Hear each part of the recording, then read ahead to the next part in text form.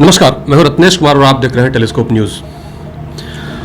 आपने हाल फिलहाल के जो खबरें देखी होंगी आपने हाल फिलहाल में, उसमें ये एक प्रमुखता से खबर चल रही है और आपने देखा भी होगा कि हम बात कर रहे हैं जनसुराज की और प्रशांत किशोर जी की, उनके जो संस्थापक हैं, जो अक्सर खबरों में रह रहे हैं। कारण ये है कि जितनी भी पार्टियां हैं, बड़ी बड़ी पार्टियां हैं, सबसे जो है नेतागण जो है, कार्यकर्तागण जो है, वो पार्टी छोड़ कर जो है वो जनसुराज में शामिल हो रहे हैं। और यही सिलसिला जो है वो पूर्णिया में भी लगातार चल रहा है। बहुत सारे बुद्धिजीवी वर्ग, आपने एक दो इंटरव्यू भी देखा होगा, बहुत सारे डॉक्टर्स हैं, प्रोफेशनल्स हैं। और उसी क्रम में आज हमारे साथ हैं डिस्ट्रिक्ट सेंट्रल कोऑपरेटिव बैंक, उसके वाइस चेयरमैन हमारे साथ मौजूद हैं मजरुल हक जी, और इन्होंने भी जनसुराज ज्वाइन किया है। जनसुराज ही क्यों? जनसुराज इसलिए कि काफ़ी दिनों से और सब पार्टियों को देखा, जब आदमी सामने से दिखता है, कोई फील्ड में कोई काम करता है, तो अच्छाई बुराई तभी सामने नजर आता है कि ये अच्छे हैं या बुरे हैं। तो भाजपा को भी देखा, महागठबंधन को भी देखा, और सभी पार्टियों को, जितनी भी पार्टियां हैं सबको भी देखा, लेकिन सब में कुछ न कुछ कमियां हैं। या तो कुछ पार्टी ऐसा है कि या तो परिवार वाले पार्टी हैं, सब कुछ उसके परिवार ही में चाहिए, सिर्फ जनता का वोट चाहिए उनको, ठीक है। और जीतने के बाद फिर जनता कहाँ है उसको, उससे कोई मतलब नहीं रहता है, ठीक है। और समय जब आता है फिर उसको पता है कि जैसे महागठबंधन वाले को पता है कि हम एक ये नारा लगाएं कि बीजेपी से बचना है तो हम वोट दो, तो लोग इस तरह से वोट ले लेते हैं और जीत करके उसको पता है कि उसकी मजबूरी है, वो वोट देंगे ही। जैसे मिसाल के तौर पर मोदी जी के नाम पर बीजेपी वाले वोट ले लेते हैं, वोट सिर्फ लेते हैं, बाकी काम नहीं हो पाता है। इसलिए मेरा काफ़ी दिनों से अनुभव रहा है पार्टियों के बीच में देखने का, कि नेताओं को भी देखा। तो सोशल मीडिया पर जब जनसुराज के संस्थापक प्रशांत किशोर जी का स्पीच सुना और देखा, तो ये पद समझ में आया, और सुना तो ये समझ में आया कि ये अपने बातों में ये कहते हैं, पद यात्रा के माध्यम से भी लोगों को गांव-गांव जाते हैं, वो एक समाज से एक अच्छे व्यक्ति की पहचान करते हैं। जब तक अच्छे व्यक्ति समाज के राजनीतिक में नहीं आएंगे तो समाज का कल्याण नहीं हो सकता है, ठीक है। ऐसे तो अनुभवी आदमी है प्रशांत किशोर जी, कई पार्टियों के साथ उन्होंने काम किया है। उनका मानना है कि जब तक हम हर वर्ग के, हर समाज के अच्छे व्यक्ति को जब तक हम नहीं लाएंगे राजनीति में, तब तक बिहार एक अच्छा दिशा में नहीं जा सकता है। आपने कहा अभी प्रशांत किशोर से आप प्रभावित हैं जी, तो आपको क्या लगता है कि प्रशांत किशोर जो है, अगर उनको मौका मिलता है, अगर आपकी पार्टी को मौका मिलता है, तो आगे अगले 10 वर्षों में जो है आप क्या देखते हैं कि बिहार में बदलाव आ पाएगा? निश्चित रूप से बदलाव आ पाएगा। इसलिए बदलाव आ जाएगा कि चूंकि उनका मेन उद्देश्य है कि हर वर्ग के, ऐसा नहीं कि एक वर्ग नहीं, हर वर्ग के गांव से चुन करके अच्छे व्यक्ति को लेके आ रहे हैं। जब अच्छे व्यक्ति का रहबरी होगा, रास्ता दिखाएंगे लोग, तो जाहिर सी बात है एक अच्छा मैसेज भी जाएगा और समाज भी अच्छा होगा और मेरा बिहार भी अच्छा। अन्य पार्टियों से नेता लोग तो आ ही रहे हैं, तो क्या सभी वर्ग इसमें शामिल है या सिर्फ ये पढ़े लिखे वर्ग ही है? नहीं, सभी वर्ग के लोग शामिल हैं, पढ़े लिखे तो है ही, जाहिर सी बात है। पढ़े लिखे अनपढ़ में दोनों में फर्क होता है।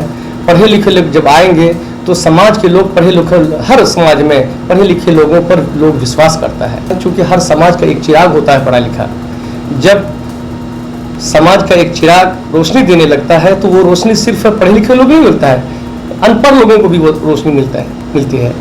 इसलिए पढ़े लिखे लोगों के साथ बाकी लोग जो है, हर वर्ग के लोग उनके पीछे जाएंगे। और यही प्रशांत किशोर का मेन उद्देश्य है कि समाज को एक अच्छी जगह पर, एक अच्छा समाज बनाना है, एक अच्छा बिहार बनाना है।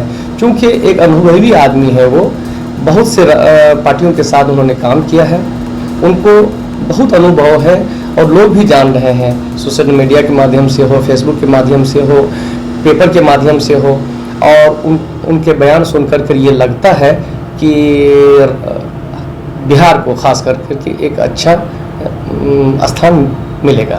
क्या जनसुराज इस बार विधानसभा चुनाव 2025 बिहार में लड़ रही है ये चुनाव? जी, 2025 के विधानसभा में 243 सीट पे जनसुराज अपना उम्मीदवार खड़ा करेगी। इन सीटों में जो है महिलाओं की कितनी भागीदारी है? महिलाओं के लगभग 25%, कम से कम 40 सीटों पर महिलाएं लड़ेंगी जी, उनकी भागीदारी निश्चित रूप से रहेगी। तो चलिए, इस बार जो है जनसुराज मैदान में आ रहा है जी, इसके लिए बहुत बहुत शुभकामनाएं आपको। क्या उद्देश्य है, क्या विजन है जनसुराज का जी। और ये किस प्रकार से जो है इस सीमावर्ती क्षेत्र को या बिहार को इस प्रकार से जो है किस प्रकार से विकसित कर सकता है? क्या विजन है आपका? विजन ये है कि जैसे ये सीमांचल का इलाका है, सीमांचल में मुख्य फसल आज के डेट में धान, मक्का और मखाना है। यहाँ किसान वर्ग के लोग ज़्यादा हैं और खेती पर सारा निर्भर है, और जब तक उस किसान का, उनके फसल का उचित मूल्य नहीं मिलेगा तो वो किसान सब दिन बदहाल रहेगा। जाहिर सी बात है, जब वो पूरा जोर, अपना पूंजी सब कुछ लगा देता है तो उसके पास बचता क्या है? अगर उचित मूल्य न मिले, उचित मूल्य उस वक्त मिलेगा जब तक कि यहाँ पर सीमांचल में जब तक कोई ऐसा उद्योग न बैठे। जैसे एग्जाम्पल के तौर पर मक्का मुख्य फसल हो गया है यहाँ का, और भारी मात्रा में, यूँ कहा जाए कि बिहार में सबसे ज़्यादा सीमांचल में ही मक्का हो रहा है और मखाना भी हो रहा है। तो मक्का का क्या हो रहा है कि सिर्फ किसान यहाँ की उपज करते हैं, औने पौने दाम में यहाँ के लोगों, बिचौलिया लोग खरीदते हैं, वो फिर या तो स्टॉक करते हैं या बाहर भेजते हैं, लेकिन किसान को मिलता क्या है? किसान को सरकारी रेट उनका है नहीं, समर्थन मिलता नहीं है। और मखाना का, जैसे मक्का का अगर सही उद्योग अगर यहाँ बैठ जाए तो किसानों को समर्थन मूल्य मिलेगा, सही रेट मिलेगा, तो किसान खुशहाल हो जाएगा। उसी तरह मखाना है, दरभंगा से लगभग 40 से 45 हज़ार लेबर आकर के पूर्णिया में, खास करके पूर्णिया में, अररिया, किशनगंज, ये सब इलाके में मखाना का पैदा करता है, लेकिन सही मुआवजा किसान को नहीं मिल पाता है। इसलिए उनका भी उद्योग लगाना ज़रूरी है।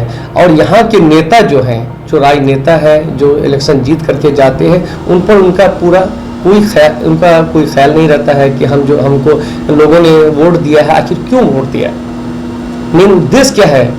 यहाँ के जब किसान वर्ग के लोग खुशहाल नहीं होंगे तो हमेशा सीमांचल नीचे रहेगा, सीमांचल उठ नहीं सकता है। इसलिए यहाँ पर जनसुराज के माध्यम से हम लोगों ने देखा, समझा कि जनसुराज के संस्थापक जो प्रशांत किशोर जी हैं, जो बोल रहे हैं एक्चुअल वो करेंगे भी। इसलिए हम लोगों ने उस पर विश्वास करके जनसुराज का हाथ को थामा है और कदम से कदम मिला करके हम लोग चलेंगे, और आने वाला समय में जनसुराज की सरकार भी बनेगी। कई सारी पार्टियां हैं, राजद है, कांग्रेस है। अब इसके अलावा कोई विकल्प नहीं है, क्योंकि अभी तक राजद के लोगों ने ये कहा कि मुसलमान और यादव की पार्टी है राजद। ठीक है भाई, मैं मानता हूँ आप MY समीकरण है, तो MY समीकरण का तो आपने धज्जियाँ उड़ा दिया। अब मुसलमान आप पर विश्वास कैसे करें? वो ये कि मुसलमानों की आबादी 18% है, यादवों की आबादी है 14%। जब मुसलमानों की आबादी 18% है तो उनको उसी, जब 22 सीट पे आप अभी MP का चुनाव लड़े हैं, जब 22 सीट आपको मिली है, आप 22 सीट में से आपने मुसलमानों को मात्र 2 सीटें दी है और यादव को आपने 7 सीट दी है। तो आपने तो MY का धज्जी उड़ा दिए। तो इसलिए लोगों, अब अनपढ़ नहीं हैं, पढ़े लिखे लोग हैं, ये अलग बात है आप पर विश्वास करते थे, अब वो समय चला गया है, अब लोग जो है जागरूक हो गए हैं, हर समाज के लोग अब जागरूक हो गए हैं, इसलिए अब MY समीकरण नहीं चलेगा। प्रशांत किशोर जी एक अनुभवी आदमी हैं और वो जो कहते हैं वो करते हैं, वो करेंगे। इस तरह के मुसलमानों के साथ छल नहीं करेंगे। इसलिए लोग MY समीकरण को नहीं मानते हुए जन स्वराज की तरफ लोग जा रहे हैं।